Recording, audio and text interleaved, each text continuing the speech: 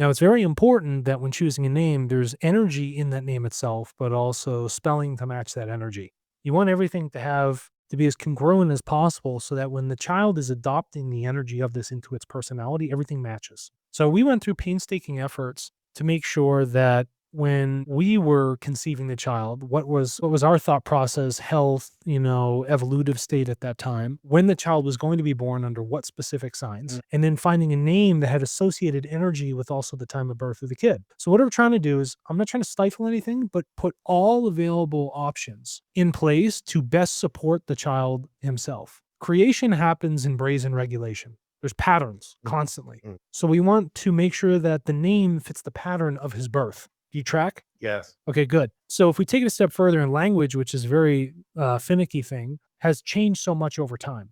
We wanted to go back to the core energy of early language development in man so that the original tone and meaning and spelling matched the earliest, most primordial energy. And so that's why we chose the spelling for the name Gabriel rather than the, I thought it G-A-B. may have been like a Hebrew thing or something. No, no, no. The AEL it's just a much older versioning before the changes in, the So, Latin, yeah, so you have the older version of the oldest the version. of Yeah. And the beautiful name, by the way. no, it's a beautiful name. And it means Magda Schöpfung, which is the might of creation.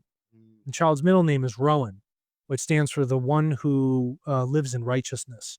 And when you bring all these things together, there's another combination, Chaldean combination of the number energy of the name itself. So now the number name is also associated in perfect congruence with the timing of the birth. So all around, is totally synced up.